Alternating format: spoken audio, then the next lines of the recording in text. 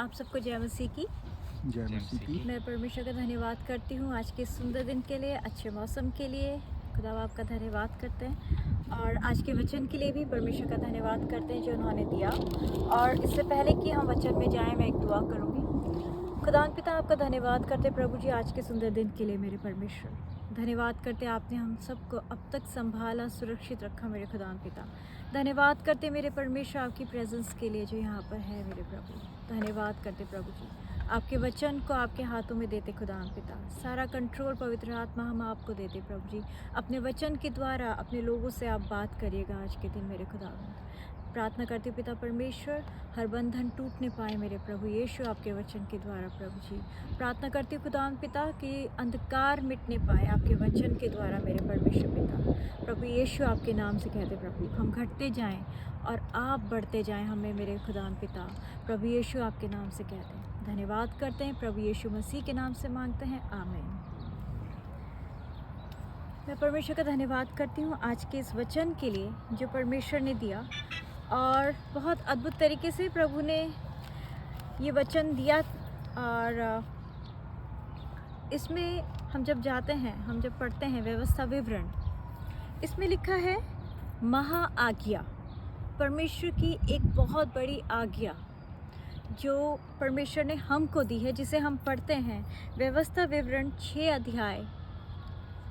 उसमें लिखा है कि हम पढ़ेंगे 4 से लेकर 7 तक, 4 और 7। हे इस्राएल सुन, यहोवा हमारा परमेश्वर है, यहोवा एक ही है। तू अपने परमेश्वर यहोवा से अपने सारे मन और सारे जीव और सारी शक्ति के साथ प्रेम रखना। और ये आज्ञाएं जो मैं आज तुझको सुनाता हूँ वे तेरे मन में बनी रहें, और तू इन्हें अपने बाल बच्चों को समझाकर सिखाया करना। और घर में बैठे, मार्ग पर चलते, लेटते उठते इनकी चर्चा किया करना। तो वो कह रहे हैं कि परमेश्वर हमारा खुदा एक ही है और कोई जीवित परमेश्वर है ही नहीं, है ना। और वो कह रहे हैं अपने सारे मन, अपने सारे जीव, अपनी सारी शक्ति से परमेश्वर से प्रेम करना, है ना। परमेश्वर से प्रेम करना, तुम्हारे मन में वो परमेश्वर का प्रेम हो, परमेश्वर का, उसके वचनों के प्रति तुम्हारा वो प्रेम हो। और सिर्फ इतना ही नहीं, बल्कि एक आज्ञा परमेश्वर ने और दी है। वो कहते हैं और ये आज्ञाएं जो मैं आज तुझे सुनाता हूँ वो तेरे मन में बनी रहें। और सिर्फ तुम्हारे ही मन में नहीं बनी रहें, बल्कि ये आज्ञाएं तुम अपने बाल बच्चों को समझा कर सिखाया करना, है ना। और कहता है कि घर में बैठे, मार्ग पर चलते, लेटते समय, उठते समय तुम इनकी चर्चा किया करना। अपने बच्चों के साथ तुम अपने परमेश्वर की बातों को क्या करना, सिखाया करना, उसकी चर्चा करना, है ना। आगे लिखा है कि हम पढ़ते हैं भजन संहिता 78 में भी लिखा है कि हे मेरे लोगों, मेरी शिक्षा सुनो, मेरे वचनों की ओर कान लगाओ। मैं अपना मुंह नीति वचन कहने के लिए खोलूंगा। मैं प्राचीन काल की गुप्त बातें कहूंगा, जिन बातों को हमने सुना और जान लिया और हमारे बाप दादाओं ने हमसे वर्णन किया है, उन्हें हम अपनी संतान से गुप्त ना रखेंगे, है ना। वो कहते हैं परंतु होनहार पीढ़ी के लोगों से यहोवा का गुण अनुवाद और उसकी सामर्थ और आश्चर्य कर्मों का वर्णन करेंगे, है ना। परमेश्वर की बातों का जो परमेश्वर ने हमारे जीवनों में करा है।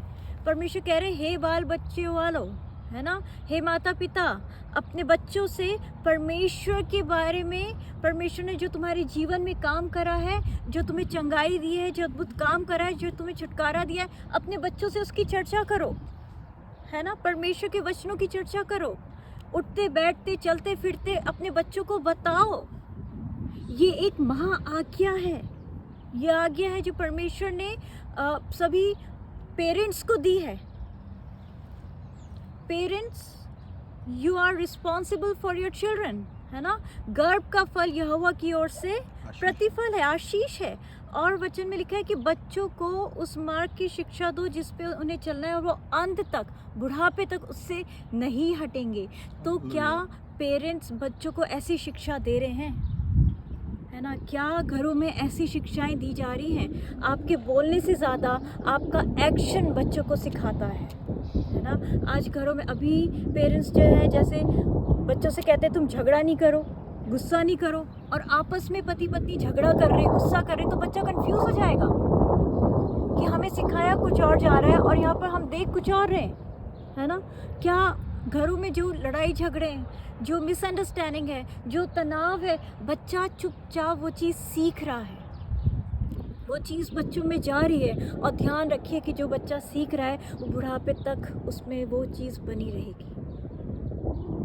हमें बच्चों को वो सिखाना है जो परमेश्वर ने कहा कि परमेश्वर की बातें सिखाओ, उन्हें उसके वचनों पे चलकर उसके सामर्थ्य की बातें, परमेश्वर ने कैसे आपके जीवन में काम करा। वो कहता है कि भजन संहिता 78 उसके 5 में लिखा है कि उसने तो याकूब में एक चितौनी ठहराई और इस्राएल में एक व्यवस्था चलाई, जिसके विषय उसने हमारे पितरों को आज्ञा दी कि तुम इन्हें अपने बाल बच्चों को बताना। ये आज्ञा है परमेश्वर की ओर से सभी माता पिताओं को कि अपने बाल बच्चों को परमेश्वर का वचन बताओ, प्रार्थना करना सिखाओ, परमेश्वर की उपस्थिति में बैठना सिखाओ, है ना। जैसे हम और दुनियावी चीज़ें सिखाते हैं बच्चों को, लेकिन उससे ज़्यादा इम्पॉर्टेंट है परमेश्वर की आवाज़ को सुनना उन बच्चों को सिखाओ। ये परमेश्वर की आज्ञा है। इस चीज़ को हम लाइटली नहीं ले सकते, माता पिता इन चीज़ों को लाइटली नहीं ले सकते। ये संडे स्कूल की रिस्पॉन्सिबिलिटी नहीं है, ये माता पिताओं की रिस्पॉन्सिबिलिटी है कि क्या सिखा रहे हैं वो बच्चों को, है ना। क्या परमेश्वर के वचन पे चलना सिखा रहे हैं, वही सिखाना है। आज बच्चे क्या सीख रहे हैं? आज बच्चे वही सीख रहे हैं जो वो घर में होता हुआ देख रहे हैं। वो कहता है कि आने वाली पीढ़ी के लोग अर्थात जो बच्चे उत्पन्न होने वाले हैं वे इन्हें जाने और अपने अपने बाल बच्चों से इसका बखान करने में उद्यत रहो, जिससे कि वो परमेश्वर पर भरोसा रखें और परमेश्वर के बड़े कामों को ना भूल जाएं, परंतु उसकी आज्ञाओं का पालन करते रहें। हालेलुया। ये एक बहुत बड़ी आज्ञा है जो परमेश्वर माता पिता को दे रहे हैं, जो परमेश्वर ने माता पिता को दिया है ना, कि अपने बच्चों को सिखाएं, परमेश्वर पर विश्वास करना सिखाएं, है ना, उस पर भरोसा करना सिखाएं। घर में जो भी मिसअंडरस्टैंडिंग है, जो भी है, उसको एक साइड में करना है ना। तभी परमेश्वर ने कहा कि उन्होंने हमको अपने आत्मा के अभिषेक से भरा है ताकि आत्मा के फल हम में पाए जाएं। और आत्मा के फल क्या है? प्रेम, आनंद, शांति, धीरज, कृपा, भलाई, विश्वास, नम्रता और संयम है। और वचन कहता है कि तुम जो छोटी लोमड़ियां दाग की बारी में आ गई हैं उन्हें तुम पकड़ लो, क्योंकि तुम्हारी दाग की बारी में फल लगे हैं। सबसे पहला फल जो वो खा जाते हैं वो है प्रेम का। आज परिवारों में प्यार नहीं है, आज फैमिलीज में शांति नहीं है, एक दूसरे के प्रति लोग हम्बल नहीं है, कृपा नहीं है, सहनशीलता नहीं है, सच्चाई नहीं है, एक दूसरे से झूठ बोलते हैं और इस चीज़ को भूल जाते हैं कि हमारे घर में बच्चे हैं, वो इन चीज़ों को सीख रहे हैं, है ना। और फिर वो कहते हैं कि तुमने ये चीज़ें कहाँ से सीखी, झूठ बोलना कहाँ से सीखा, इतना गुस्सा कहाँ से आया? घर के बड़ों से आया, है ना। परमेश्वर का वचन दो धारी तलवार है, परमेश्वर हर तरह से बात करता है। आज परमेश्वर का वचन, आज परमेश्वर कुछ कहना चाह रहे हैं ताकि उस करेक्शन को हम लें, ताकि वो चीज़ हमारे घरों से निकले। वचन कहता है कि तुम बुद्धिमान बनो, शैतान की युक्तियों से अनजान नहीं रहो, क्योंकि शैतान घात करने, चुराने आया है। उसने घात करे हैं, रिश्तों को घात करा हुआ है। आज बहुत सारे परिवार शैतान की इस जकड़ में है, आज बहुत सारे परिवार टूटने की बिल्कुल कगार पर है। और वो चीज़ पेरेंट्स से ज़्यादा बच्चे उस चीज़ का शिकार हुए हुए हैं और लोगों को इस चीज़ का रियलाइजेशन नहीं है। लेकिन इसलिए आज परमेश्वर का ये वचन दिया गया है ताकि हम अपने आप को जांचें, हम अपने आप को परखें, हम एक दूसरे पे दोष नहीं लगाएं, बल्कि हम खुद अपने आप को देखें कि मैं क्या कर रहा हूँ, मैं क्या कर रही हूँ। एक पिता होने के नाते मैंने क्या किया और एक माँ होने के नाते मैं क्या कर रही हूँ, है ना। वो कहते हैं तुम उठते बैठते सिर्फ परमेश्वर की चर्चा करो। आज परमेश्वर की चर्चा नहीं होती है, बहुत जगह, बहुत परिवारों में तुम्हारे पापा ऐसे हैं, तुम्हारी मम्मी ऐसी हैं, तुम्हारे दादा दादी ऐसे हैं। क्या चर्चा कर रहे हैं? जो शैतान आपके मुंह में डाल रहा है ना। वो कहते हैं प्रेम। क्या ये प्रेम की चर्चा हो रही है? क्या ये परमेश्वर के काम हो रहा है? परमेश्वर ने कहा कि तुम याजकों का समाज हो, और शैतान इस कोशिश में है कि ये याजकों का समाज बने ही नहीं। वो उस वंश को वहीं पर ही खत्म करना चाहता है।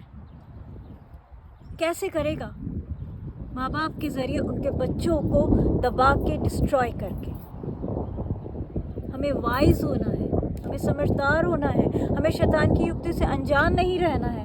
परमेश्वर ने बहुत बड़ी आशीषें हमें दी है। सबोपदेशक में कई जगह पर सुलेमान कहता है कि एक वरदान के बारे में वो बार बार बोलता है कि ये वरदान परमेश्वर ने दिया है। हम सबोपदेशक में पढ़ते हैं 2:24 में, मनुष्य के लिए खाने पीने और परिश्रम करते हुए अपने जीव को सुखी रखने के सिवा और कुछ भी अच्छा नहीं।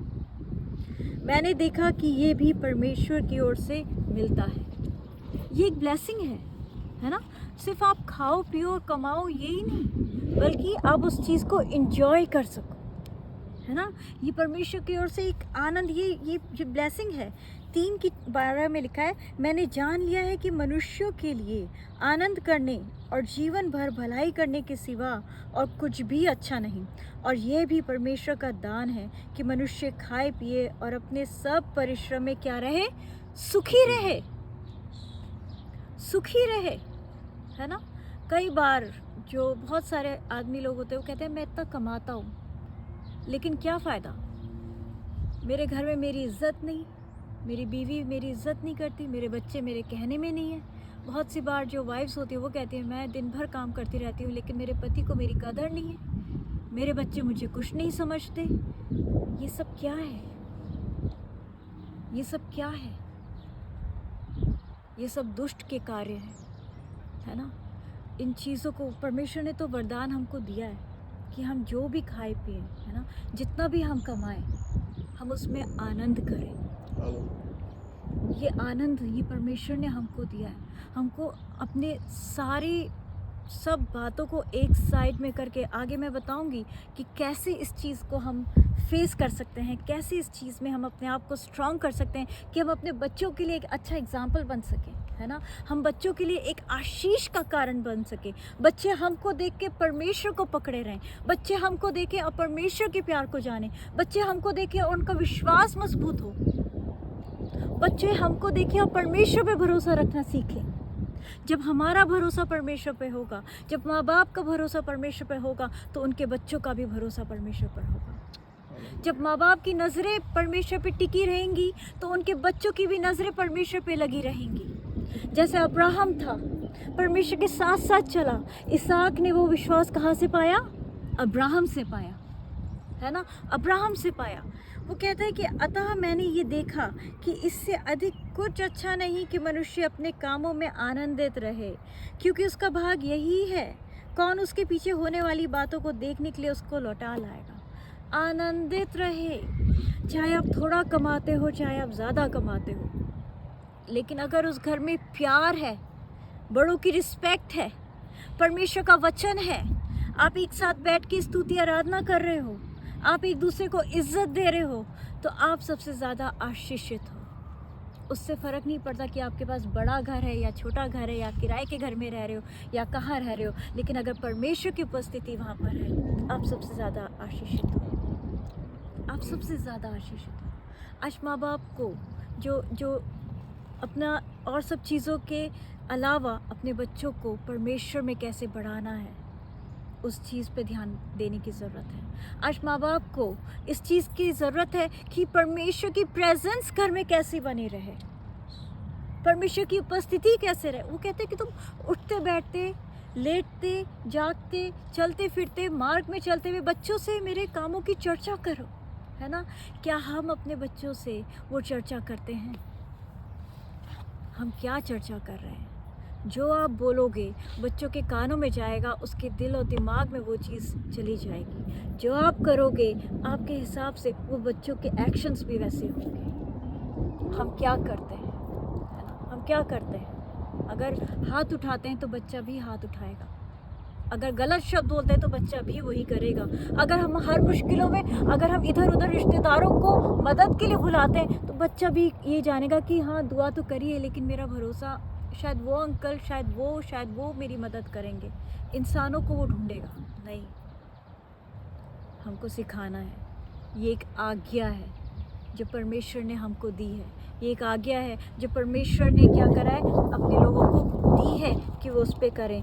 हन्ना थी, उसने अपने बच्चे को क्या करा, उसने परमेश्वर से जब प्रार्थना करी, उसने क्या करा, वो प्रार्थना को उसने कहा कि मैं ये बच्चा तेरे को दे दूंगी, और जब उसका दूध छोड़ा तो उसने वो बच्चा परमेश्वर को दिया, और वचन में लिखा है कि वो बच्चा परमेश्वर यहोवा उसके साथ साथ रहा, है ना। और लोग जान गए कि ये यहोवा की ओर से ये नबी है, सैमुएल जो है वो नबी है। लेकिन सैमुएल के साथ साथ एली के बच्चे भी थे, लेकिन सैमुएल उनकी तरह नहीं बना, है ना। उसमें लिखा है, साफ लिखा है कि एली के बच्चे लुच्चे थे, और परमेश्वर ने एली को 2 बार उसको वार्न करा, एक अपने जन को भेजकर। इसमें हम पढ़ते हैं पहला सैमुएल में जैसे कि लिखा है, उसने 2 जगह पर उसको वार्न करा एली को। एक जगह पे हम पढ़ते हैं 2 अध्याय उसके 29 में लिखा है, तू क्यों अपने पुत्रों को मुझसे अधिक आदर करता है, तू क्यों अपने पुत्रों को मुझसे अधिक आदर करता है ना। और दूसरी जगह पे, एक और जगह पे परमेश्वर उससे कहते हैं कि जब वो सैमुएल के द्वारा परमेश्वर उसको एक और जगह पे करेक्ट करते हैं, वो कहते हैं कि क्योंकि उसके पुत्र आप शापित हुए और उसने उन्हें नहीं रोका। आपके बच्चे कुछ गलत कर रहे हैं, रोकना है, उसी समय रोकना है ना। माँ बाप आज के टाइम पे बहुत जगहों पे मैंने देखा है, माँ बाप डरते हैं अपने बच्चों से, उनसे बात करने से डरते हैं, उनको टोकने से डरते हैं। लेकिन ये डर कहाँ से आया? ये शैतान की ओर से आया, ये डर परमेश्वर ने नहीं दिया। आपको डरना है तो सिर्फ परमेश्वर से डरना है कि अगर आपने अपने बच्चों को करेक्ट नहीं किया तो परमेश्वर आपसे पूछेंगे, जैसे परमेश्वर यहाँ पर एली से पूछ रहे हैं, तुमने क्यों नहीं रोका, तुमने उनको मुझसे ज़्यादा आदर क्यों दिया, तुमने क्यों नहीं रोका अपने बच्चों को गलत करने से। जब तुम्हारे बच्चे ने पहली बार वो सिगरेट हाथ में ली, क्यों नहीं रोका, पहली बार वो ड्रिंक ली, क्यों नहीं रोका, पहली बार जब वो गलत शब्द बोला, क्यों नहीं रोका, जब झूठ बोला, क्यों नहीं रोका, परमेश्वर के वचन के विरुद्ध गया, क्यों नहीं रोका, गलत फ्रेंडशिप्स करी, क्यों नहीं रोका। ये आपकी जिम्मेदारी है, रोकना है बच्चों को गलत करने से, उसी समय रोकना है बच्चों को, है ना। डिसिप्लिन दैम, वचन में लिखा है, अनुशासन की छड़ी से उन्हें सिखाओ। छड़ी मतलब लोग लिटरली छड़ी ले लेते हैं, वो लिटरली छड़ी लेने के लिए नहीं कह रहा खुदा बाप, अनुशासन की छड़ी से उनको सिखाओ। वचन में लिखा है, यत्न से अपने बच्चों को सिखाओ। क्यों सिखाओ? क्योंकि वो याजकों का समाज है, वो कल के वो प्रचारक हैं, वो कल आने वाली वो जनरेशन, वो कल की वो क्या है, वो प्रीचर्स हैं, वो प्रेयर वॉरियर्स हैं। परमेश्वर उनके ज़रिए बहुत कुछ करना चाहता है, लेकिन दुष्ट चाहता है कि यहीं पर ही ये चीज़ ख़त्म हो जाए। Be wise. कई बार घर के फैमिलीज़ के लड़ाई झगड़ों में क्या होता है, बच्चे सबसे ज़्यादा इग्नोर किए जाते हैं, बल्कि उनको ही फोकस करना है, सोच समझ कर करना है ना। और जब हम पढ़ते हैं भजन संहिता 119, इसमें बहुत सारे वचन हैं जो मैं आज एक के बाद एक मैं आपके साथ शेयर करूंगी, और मैं चाहूँगी कि ध्यान से सुने, उन वचनों को पकड़े रहेंगे, अपने जीवन में लेंगे तो एक नयापन, एक छुटकारा आपको मिलेगा। क्योंकि मैंने अपने जीवन में इन वचनों को पकड़ा है, प्रैक्टिकली पकड़ा है, चला है। और परमेश्वर, सही बताती हूँ, परमेश्वर हमारी ढाल है, वो इन वचनों से हमको संभालता है, उसने कदम कदम पे संभाला है, उसने गिरने नहीं दिया है। ऐसे ही जो हम पढ़ते हैं भजन संहिता 119 में लिखा है, उसकी 37, मैं पूरा 119 नहीं पढ़ूंगी, मैं कुछ वर्सेस मैं आज के दिन जो परमेश्वर ने मुझे लिखाई हैं, जो उन्होंने मुझे बताया है, मैं उन वर्सेस को मैं आपके सामने शेयर करूंगी। भजन संहिता 37 में वो कहता है, मेरी आंखों को व्यर्थ वस्तुओं की ओर से फेर दे, तू अपने मार्ग में मुझे जिला। कहता है मेरी आंखों को व्यर्थ वस्तुओं की ओर से फेर दे। खुदा बाप, घर में क्या हो रहा है, कौन क्या कह रहा है, क्या नहीं कह रहा, क्या मुझसे छुपाया जा रहा है, कैसा मेरे साथ व्यवहार किया जा रहा है, मेरी आंखों को उन सब व्यर्थ बातों से तू फेर दे। मेरी आंखें सिर्फ तेरी ओर लगी रहे परमेश्वर। 11 में वो कहता है कि मैंने अपने हृदय में तेरे वचन को रख छोड़ा है कि मैं तेरे विरुद्ध पाप नहीं करूं, मैं बुराई के बदले बुराई नहीं करूं, मैं भलाई से बुराई को जीत लूं। मेरी आंखों को व्यर्थ वस्तुओं से क्या कर तू फेर दे। लोगों की आंखें लगी रहती हैं, उसने कैसे देखा, उसकी टोन कैसी थी, उसने कैसे फेस एक्सप्रेशंस मुझे देखकर करे, उसने क्या कर, ये छोटी छोटी लोमड़ियां हैं, ये व्यर्थ बातें। इन बातों से अपनी आंखों को हटाओ, परमेश्वर के वचन पे अपनी आंखों को लगाओ। जब आप लगाओगे तो आपके बच्चे भी लगाएंगे। हालेलुया। आगे वो लिखता है, आगे 51 में वो कहता है कि अभिमानियों ने मुझे अत्यंत खड्डे में उड़ाया है, तो भी मैं तेरी व्यवस्था से नहीं हटा, तो भी मैं तेरी व्यवस्था से नहीं हटा। उन्होंने क्या करा, मुझे खड्डों में उड़ाया, तो भी मैं तेरी व्यवस्था से नहीं हटा। कोई फर्क नहीं पड़ता कौन आपका मजाक उड़ाता है, कौन नहीं उड़ाता, कौन आपकी इंसल्ट करता है, बुरा लगता है, लेकिन उस चीज़ को भी परमेश्वर के साथ शेयर करें। लड़ाई में मत पड़े, अवॉइड करें। वो कह रहा है तो भी मैं तेरी व्यवस्था से नहीं हटा, तेरे वचनों को मैं पकड़ा रहा। और ये जो बातें हैं, ये सिर्फ फैमिलीज़ के लिए नहीं है, आपके वर्क एरिया में भी, जहाँ पर आप काम करते हो, वहाँ पर भी ये बहुत ज़्यादा यूज़फुल है ये बातें। कौन आपके लिए क्या कह रहा है उनको बोलने दो, वो कह रहे हैं जो उनके अंदर है, पर आप वो कहो जो आपके अंदर है। ठीक है भाई, तूने मेरे लिए जो भी कहा या तू मेरे लिए जो भी कहती है, I forgive you and I bless you in the name of Jesus. Bless करे, आशीष दो। कहता है तो भी मैं तेरी व्यवस्था से नहीं हटा। परमेश्वर वो कहता है, आगे वो लिखा है कि मैं दुष्टों की रस्सियों से बंध गया हूँ, तो भी मैं तेरी व्यवस्था को नहीं भूला। दुष्ट की रस्सियों से विरोध है, झूठ है, कॉन्स्पिरेसी है, सारी चीज़ें हैं, सारा नेगेटिव एटमॉस्फेयर है, लेकिन तो भी मैं तेरी व्यवस्था से नहीं हटा। अगर पेरेंट्स, अगर पति पत्नी इस चीज़ को अपने आप में कर लेंगे ना कि हमें परमेश्वर के वचन से हटना ही नहीं है, चाहे मेरा पति मेरे साथ कुछ भी कैसा भी व्यवहार करता रहे, चाहे मेरी पत्नी मेरे साथ कैसी भी हो, मैं परमेश्वर के वचन को पकड़े रहूँगा। मेरे मुंह से कुछ निंदा की बात, कुछ गलत बात निकलेगी ही नहीं। आप यहाँ पर स्ट्रांगली खड़े होगे, आपके बच्चे आपको देख रहे हैं। ये जो टीचिंग आप उनको दोगे प्रैक्टिकली चलकर, वो आगे उनके जीवन में बहुत काम देगी। वो बुढ़ापे तक इस शिक्षा से नहीं हटेंगे। जितना हम बोल के सिखा सकते हैं, उससे ज़्यादा हम करके सिखाते हैं बच्चों को। आगे वो कहता है कि अभिमानियों ने तो मेरे विरुद्ध झूठ बात गढ़ी है, परंतु मैं तेरे उपदेशों को पूरे मन से पकड़े रहूँगा। है ना, झूठ बात गढ़ी क्या होता है फैमिली से, यही सब चीज़ें तो होती हैं। इसने झूठ बोला, उसने ये करा, एक दूसरे को ब्लेम करते हैं, इसने ऐसा करा, उसने ऐसा करा, है ना। और फिर धीरे धीरे वो चीज़ बढ़ती जाती है। धीरे धीरे वो फिर गलत शब्द आ जाता है। उसमें लिखा है तुम क्रोध तो करो परंतु पाप नहीं करो, क्योंकि क्रोध का नेक्स्ट स्टेप क्या है, पाप है। और पाप क्या है, एक दूसरे को कर्ज करना, एक दूसरे पे हाथ उठाना और चीज़ों का टूटना, ये पाप है। तभी वो कहता है कि चाहे अभिमानियों ने कुछ भी मेरे साथ किया हो, दाऊद कह रहा है कि मैं तेरी व्यवस्था को पकड़े रहा, मैं तेरे उपदेशों को अपने पूरे मन से पकड़े रहा। मतलब मेरे मन में भी उनके लिए कोई कड़वाहट नहीं है परमेश्वर, मैं पूरे मन से पकड़े रहा। और इसका एक चीज़ मैं बताती हूँ जो मैंने बहुत अपनी लाइफ में किया है, मैं अभी भी करती हूँ। कभी भी कोई भी आपके पास आए बताने के लिए कि तुझे पता है वो तेरे लिए क्या कह रहा था, वो तेरे लिए क्या कह रही थी। बहुत बार ऐसी कुछ बहनें मेरे पास आती थी, आपको पता है सिस्टर, उसने आपके लिए क्या कहा या वो आपके लिए क्या कहते हैं, वो आपके लिए क्या सोचती है? तो मैं कहती हूँ जो वो करते हैं वहीं तक रहने दीजिए, मुझे नहीं सुनना। मुझे सुनना ही नहीं है कि वो मेरे लिए क्या कहते हैं, क्या बोलते हैं, क्या सोचते हैं।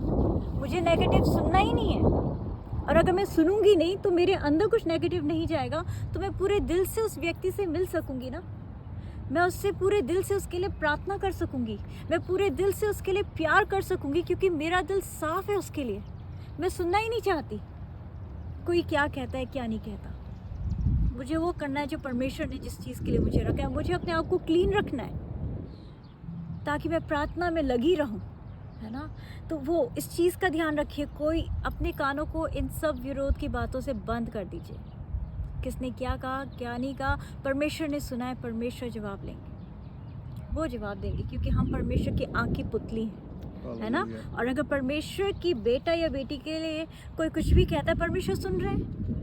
वो उनसे पूछेंगे, हेलो मेरी बेटी के लिए क्या कह रहे थे मेरे बेटे के लिए क्या कह रहे थे, है ना। जो हम अपनी छोटी छोटी चीज़ों को परमेश्वर के हाथ में देंगे तो ये बच्चे भी देख रहे हैं, है ना। इससे मुझे एक बात याद आती है, जब ज़ाइन बहुत छोटा था, क्लास M2 में था, तो क्लास में किसी बच्चे ने इसको मारा। ये आया, इसने बताया कि उसने मुझे ऐसे ऐसे करके मारा। मैं कहा बेटा आपने क्या करा? कह रहा मैं वेट कर रहा था कि जीसस उसको हिट करेंगे मैं कहा अच्छा। तो छोटी छोटी चीज़ें हैं, ठीक है, पर वो बड़ा हो गया है तो अभी भी ये लोग ऐसे नहीं करते हैं, अभी भी। क्यों? क्योंकि उन्होंने घर में उस चीज़ को सीखा है, है ना। आगे हम पढ़ते हैं यहाँ पर दाऊद वो कहता है कि मुझे जो दुख हुआ वे मेरे लिए भला हुआ है, जिससे मैं तेरी विधियों को सीख सकूं। आपके जीवन में जो भी दुख है ना, ये मत सोचिए कि वो आपको नाश करने के लिए, आप उससे कुछ सीखेंगे। और आपके साथ जो बच्चे हैं वो उस चीज़ को सीखेंगे, आप उनके लिए आशीष का कारण बनोगे, है ना, अपने व्यवहार के द्वारा, अपने वचनों को पकड़े रहने के द्वारा। वो कहता है कि अभिमानियों की आशा टूटे, क्योंकि उन्होंने मुझे झूठ के द्वारा गिरा दिया है, परंतु मैं तेरे उपदेशों पर ध्यान करूँगा। गिरा दिया है, वो गिर गया है ना, वो गिर गया है, लेकिन वो कहता है तो भी मैं तेरे उपदेशों पर ध्यान करूँगा। हमें सिर्फ और सिर्फ परमेश्वर के ही उपदेशों को, उन पर ही ध्यान रखना है, चाहे रोते हुए रखो, चाहे घुटनों पर आके रखो, परमेश्वर के वचनों को नहीं छोड़ना है ना। कई बार ये चीज़ मेरी भी लाइफ में हुआ है, चाहे कितनी भी मुश्किल परिस्थितियों से होकर गुजरी हूँ, कई बार रो कर भी कहना पड़ा, पर तो भी मैंने परमेश्वर से कहा कि खुदावा मैं आपके वचनों को नहीं छोड़ूंगी, मेरे मुंह से कुछ गलत नहीं निकलेगा। आप सुन रहे हैं, आप देख रहे हैं, आप न्याय करेंगे, है ना। और उन चीज़ों को इन बच्चों ने देखा है, ये विटनेस है उन चीज़ों के लिए। आगे वो कहता है, इसके 83 में लिखा है, क्योंकि मैं धुएं में की कुप्पी के समान हो गया हूँ, तो भी तेरी विधियों को नहीं भूला। तेरे दास के कितने दिन रह गए हैं, तू मेरे पीछे पड़े हुओं को दंड कब देगा। अभिमानी तो तेरी व्यवस्था के अनुसार नहीं चलते, उन्होंने मेरे लिए गड्ढे खोदे हैं। तेरी सब आज्ञाएं विश्वास योग्य हैं, जो लोग झूठ बोलते हुए मेरे पीछे पड़े हैं, तू मेरी सहायता कर। वो किससे कह रहा है? दाऊद परमेश्वर से कह रहा है, तू मेरी सहायता कर। वो लोगों को इकट्ठा नहीं कर रहा, वो जाके वो जजेस के पास भी नहीं जा रहा, है ना। आज के टाइम पे थोड़ी सी कुछ बात होती नहीं कि एकदम से कोर्ट केस, एकदम से लोगों को इकट्ठा करना, ये सब करना। लेकिन परमेश्वर क्या, वो दाऊद क्या कह रहा है कि परमेश्वर तू मेरा न्याय कर, तू मेरा न्याय कर। ये चीज़ पति पत्नी के बीच में होनी चाहिए कि खुदावा मैं चुप हूँ, मैं तेरे वचनों को लिए हुए चलता रहूँगा, मैं तेरे वचनों को लेते हुए चलती रहूँगी। आप देख रहे हैं, आप मेरा न्याय करें, हालेलुया। आप मेरा न्याय करें, आप देख रहे हैं क्या चीज़ हो रही है, आप मेरा न्याय करें। आगे वो कहता है कि वे मुझको पृथ्वी पर से मिटा डालने ही पर थे, परंतु मैंने तेरे उपदेशों को नहीं छोड़ा। कितनी वर्स्ट सिचुएशन आपकी फैमिली में, क्या वर्स्ट से वर्स्ट सिचुएशन इस टाइम पर है। मैं यही एनकरेज करूँगी, परमेश्वर यही कहना चाहते हैं, परमेश्वर के वचनों को नहीं छोड़ें, उसके उपदेशों को नहीं छोड़ें, पकड़े रहें।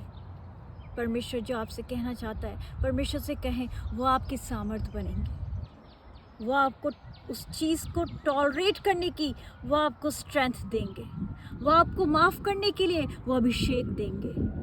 और आपके बच्चे देख रहे हैं, आप उनको ये चीज़ करके आप उनको सिखा रहे हो, ये आपको सिखाना ही है, क्योंकि ये आज्ञा है परमेश्वर की ओर से हर एक माँ बाप के लिए। यदि मैं तेरी व्यवस्था से सुखी ना होता तो मैं दुख के समय नष्ट हो जाता, है ना, मैं दुख के समय नष्ट हो जाता। आज बहुत से लोग सुसाइड कर रहे हैं, आज बहुत से लोग गलत चीज़ों में, गलत लतों में वो पड़ गए हैं। परमेश्वर के उपदेशों को थाम लीजिए, आप कभी नहीं गिरोगे, आप कभी नहीं भटकोगे, है ना। वो कहता है मैं नष्ट हुआ, लेकिन मैं दुख के समय नष्ट हो जाता हूँ तो भी मैं तेरे वचनों से सुखी हूँ मेरे परमेश्वर। हालेलुया। आप देख रहे हो, हर तरह से उसने अपने आप को परमेश्वर के वचनों से घेरा हुआ है। वो एक आत्मिक माहौल में वो है। वो आत्मिक माहौल अगर आप अपने अंदर बनाए रखोगे तो वो आत्मिक माहौल आपके अंदर से जो बाहर आएगा रिफ्लेक्ट करेगा आपके शब्दों में, आपके एक्शंस में, जो आप अपने बच्चों को सिखाओगे। कोई बात नहीं बेटा, मेरे साथ जो हो रहा है, पर तुम्हें बड़ों का आदर करना है, तुम्हें उनका आज्ञाकारी रहना है, तुम्हें वैसा नहीं करना जैसा तुम देख रहे हो, है ना। हम अच्छी शिक्षा ही देंगे, हम वचन के मुताबिक ही शिक्षा देंगे। मैं तेरे उपदेशों को कभी ना भूलूंगा, क्योंकि उन्हीं के द्वारा तूने मुझे जिलाया है। उन्हीं के द्वारा क्या करा है? मुझे जिलाया है। जो दाऊद, वो जो जीवित रहा इतने मुश्किल समय में, वो जो जीवित रहा, वो सिर्फ और सिर्फ परमेश्वर के ही अनुग्रह से जीवित रहा, क्योंकि उसका भरोसा परमेश्वर पर था। हालेलुया। अगर उसके पास परमेश्वर का वचन नहीं होता, वो जीवित नहीं रहता।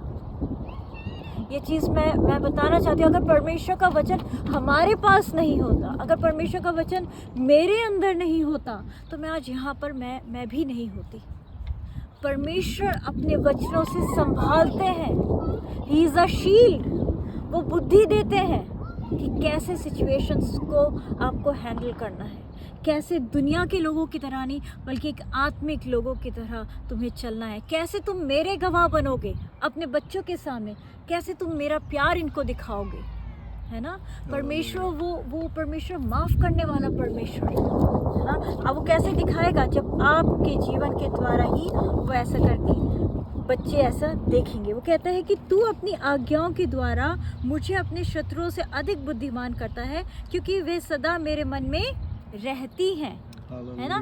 मेरे शत्रु लोग जो कुड़कुड़ाते, बुड़बुड़ाते, प्लान्स करते, सोचते रहते हैं क्या करें, कैसे गिराएं, कैसे इनके अगेंस्ट कुछ करें, पर यहाँ पर परमेश्वर के लोग हैं, वो वचन में आनंदित रहते हैं। भाई तुम कुछ भी करो तो करो, तुम्हारा कहा हुआ ठहरेगा नहीं, क्योंकि यहोवा तुम्हारे साथ नहीं मेरे साथ है। क्योंकि हमें पता है जो हथियार हमारे विरोध के लिए बनाए गए वो हम पे सफल नहीं होगा, क्योंकि परमेश्वर मेरे शील्ड है ना। हम तो आनंदित हैं, हम गिराए जाते हैं पर हम नाश नहीं होते हैं। धर्मी जन 7 बार भी गिरे तो भी वो उठ खड़ा होता है। क्यों? क्योंकि वो ट्रैवल लाइट, वो जो चलता है ना, वो बहुत ही माफ़ करते हुए चलता है। वो अपने दिलो दिमाग को परमेश्वर के वचनों से भरा रखता है और वो वचन उन्हें उठाते हैं, आनंद के गीतों से घेरे रखते हैं। चाहे फिर वो अंधकार में होकर चले, चाहे वो कैसे बुराइयां, कैसे विरोधियों के बीच में भी परमेश्वर उनका अभिषेक ही करके उनको खड़ा करता है। और ये हिम्मत, ये साहस बच्चों के अंदर जाती है कि नहीं, मुझे भी परमेश्वर के वचन को थामे रहना है, मुझे भी परमेश्वर के वचन पे चलते चलना है। वो कहता है मैंने अपने पाँव को हर एक बुरे रास्ते से रोक रखा है, जिससे मैं तेरे वचन के अनुसार चलूँ, जिससे मैं तेरे वचन के अनुसार चलूँ। मैंने अपने रास्तों को, माँ बाप, पेरेंट्स, आपके कदम कौन से रास्ते पे जा रहे हैं, है ना। आप किनके साथ फेलोशिप कर रहे हैं, आप अपने बच्चों को कहाँ लेके जा रहे हैं, क्या वहाँ पर परमेश्वर का वचन की चर्चा होती है ना। वो कहता है रोके रखा है ताकि मैं तेरे रास्ते पे, तेरे वचन पे चल सकूँ। आगे वो कहता है कि तेरा वचन मेरे पाँव के लिए दीपक और मेरे पथ के लिए उजियाला है। आगे, मैंने शपथ खाई और ठान लिया है कि मैं तेरे धर्म में नियमों के अनुसार चलूँगा, है ना। मैंने ठान लिया है कि मैं तेरे धर्म में नियमों के अनुसार चलूँगा। अगर आप अपने अंदर ठान लें कि आप परमेश्वर के ही वचनों के अनुसार चलोगे, तो उससे कोई फ़र्क नहीं पड़ता आपका पति आपके साथ कैसा, आपकी पत्नी आपके साथ कैसी, आपके सास ससुर आपके साथ कैसे, आपके भाई बंधु आपके साथ कैसे। आपने ठान लिया है ना कि मैं परमेश्वर के वचनों को पकड़े रहूँगा और अपने बच्चों को भी परमेश्वर के पीछे मैं लगाए रहूँगा, हन्ना के समान। तो फिर आप निश्चय ही अपने बच्चों को परमेश्वर के लिए अर्पित कर दोगे। Hallelujah, hallelujah, hallelujah, hallelujah. Hallelujah. और वो जो रास्ता है वो अनंत जीवन का रास्ता है। मैंने अपने मन को इस बात पे लगाया है कि अंत तक तेरी विधियों पर सदा चलता रहूं, हालेलुया। तेरी विधियों से नहीं हटूं। चाहे परेशानी हो, चाहे कुछ भी हो, तेरी विधियों से नहीं हटूं, है ना। अगर आप इस चीज़ को अपने अंदर स्ट्रांगली, इस निश्चय को आप बनाओगे, दृढ़ निश्चय आपके अंदर होगा, आपके बच्चे आपके पीछे पीछे चल रहे हैं, आपके बच्चे आपके पीछे पीछे चल रहे हैं, और उसके आने वाली जनरेशन वो परमेश्वर के रास्ते पे वो चलती चली जाएगी, है ना। तब बनेगा याजकों का समाज, तब होगा कि आने वाली पीढ़ियाँ वो आशीषित होंगी। वो ये कहता है कि 165 में लिखा है, साम 119 की, कि तेरी व्यवस्था से प्रीति रखने वालों को बड़ी शांति होती है और उनको कुछ ठोकर नहीं लगती।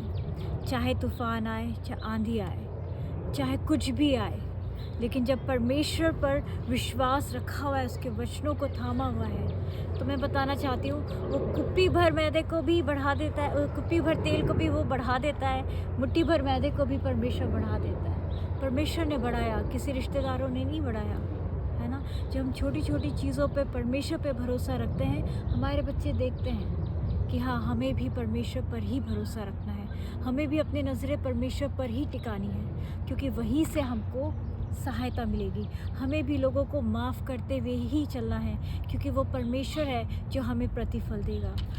और ये जो आज्ञा है, ये बहुत बड़ी आज्ञा है पेरेंट्स, सभी माता पिता के लिए। एक बार फिर से मैं कहना चाहती हूँ, परमेश्वर जो आज कहना चाहते हैं, महा आज्ञा लिखा हुआ है कि अपने बच्चों को सिखाओ, मेरे आश्चर्य कर्मों की चर्चा उनसे करो, ताकि वो मुझ पर भरोसा रखना सीखें। ये आपकी रिस्पॉन्सिबिलिटी है। और अगर आप नहीं सिखाओगे तो एली के समान परमेश्वर आपसे पूछेंगे, तुमने क्यों नहीं रोका, तुमने ये चीज़ होते हुए, गलत काम होते हुए क्यों नहीं रोका। रोकना है, और परमेश्वर की अगुवाई में उनको सब चीज़ें सिखानी। वो इतना यहाँ पर भजन संहिता 119 में वो दाऊद ने अलग अलग जगह पे कहा, मैं तेरे वचनों को थामे रहूँगा, मैं तेरी व्यवस्था पे टिका रहूँगा, मैं तेरी व्यवस्था पे चलता रहूँगा, मैं तुझसे दाएं बाएं नहीं होऊंगा, तेरा वचन मेरे पाँव के लिए दीपक, मेरे पथ के लिए उजाला है। खुदा बाप, मैं तुझसे लिपटा रहूँगा। जब हम परमेश्वर से लिपटे रहेंगे, हमारी आने वाली संतानें, आने वाली पीढ़ियाँ भी परमेश्वर से लिपटी रहेंगी।